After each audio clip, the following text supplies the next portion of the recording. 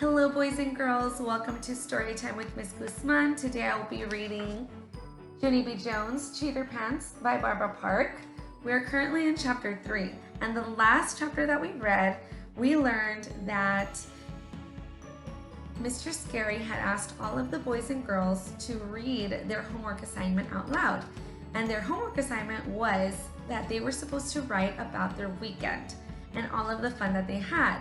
So in chapter 1, we learned that Junie B. Jones had copied May's paper, and then when she realized that all of the students were talking about their weekend, she said, oh, I don't need this paper. I could just tell everybody what I did this weekend. So it was her turn, and we're gonna see what happens next. So chapter 3, twitching. Finally, we got to the row right next to mine. That is where Jose and Lenny sit. When Jose's turn came, he smiled very proud. He said on Saturday, his daddy bought him brand new soccer shoes. And he wore them to his soccer game. And he kicked the winning goalie with those things. Lenny went next. He said he got brand new hair gel. Plus also, he got a thickening cream. A thickening cream can make even the thinnest hair feel rich and full, he said. Whoa, I said. Whoa, said Herb and Jose. Whoa is what we say to be supportive. May sits behind Lenny. She stood up and she read her paper real loud. This weekend, one thing I did for fun was, on Saturday, I made a pot in my pottery class. And after that, I was punctual to my ballet class. And the teacher said I danced like a gazelle. Mr. Scary did a chuckle. A gazelle, huh? He said, a gazelle is a very graceful animal, isn't it? Yes, said May. Would you like to see me do a few steps? After that, she ran to the front of the room and she started to ballet. But Mr. Scary said to please sit down again. As soon as she got back, I jumped right up. My turn, I said, real thrilled. I tapped on my chin. Okay, well, let's see now. On Saturday, my grandpa Frank Miller came to babysit me, and he let me roller skate in the house. Plus also, he let me jump on Mother's bouncy bed. Only pretty soon, I got very pooped. And so I ran into the kitchen and I drank chocolate milk right out of the carton. Without even a glass, I mean. Whoa, said Herb. Whoa, said Lenny and Jose. Mr. Scary raised his hand to interrupt me. Excuse me, Junie B, he said. It sounds like you had a great time on Saturday, but I'm wondering why you're not reading from your homework paper.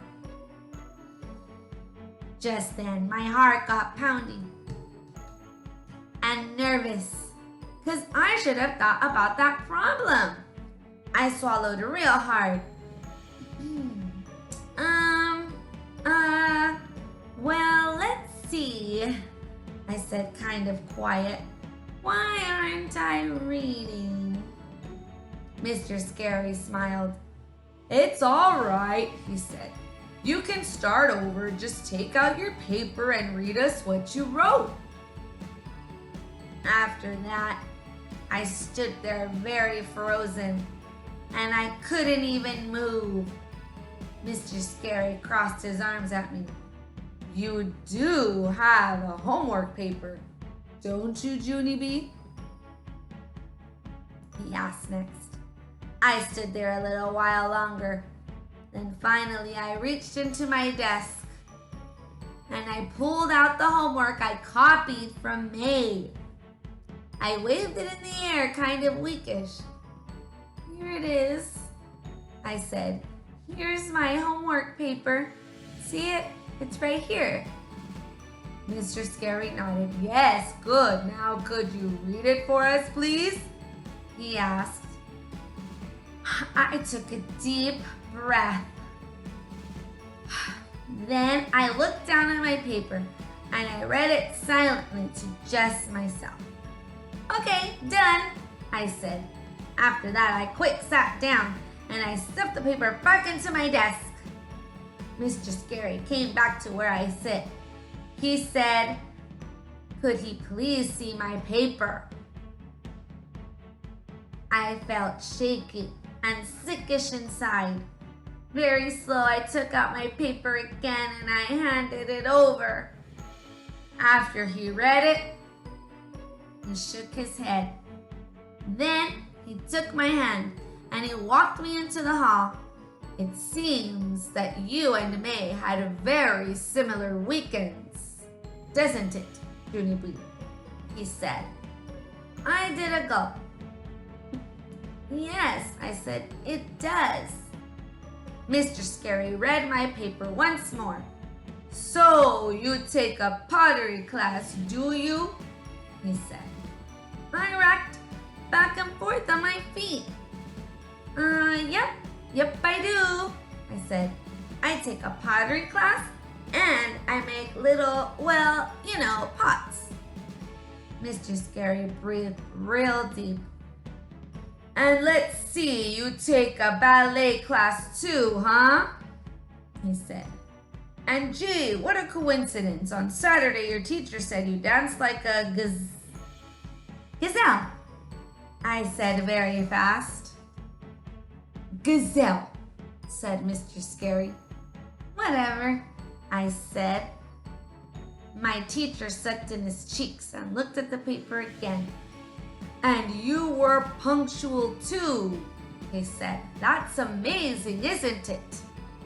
I looked up at him. "Well, not if you get an early start," I said real fast.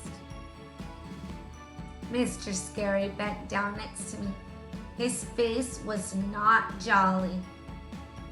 "Junie B. Jones, do you have any idea how disappointed I am in you right now?"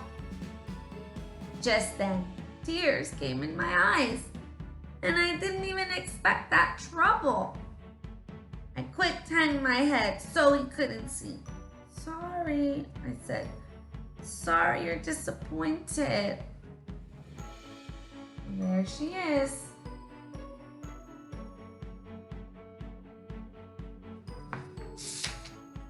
Mr. Scary took a big breath. He said we would talk more at recess. Then he gave me a tissue from his pocket and I wiped my tears. After that, we went back into the room. I sat down at my desk, very slumping, because what do you know? I didn't luck out after all. So this is the end of chapter 3. She was caught cheating. And Mr. Scary was very disappointed in her because that's not okay. We need to follow the rules. And if you didn't do the homework, you just need to be honest, right? I think that's the most important thing in this chapter to learn is that being honest, even though there's consequences to being honest is better than lying. Because when we lie, the consequences are even bigger and greater. And we don't want that. We always want to be honest, even if the truth is not a good thing. So the conversation they're going to have at recess, we'll see what happens there.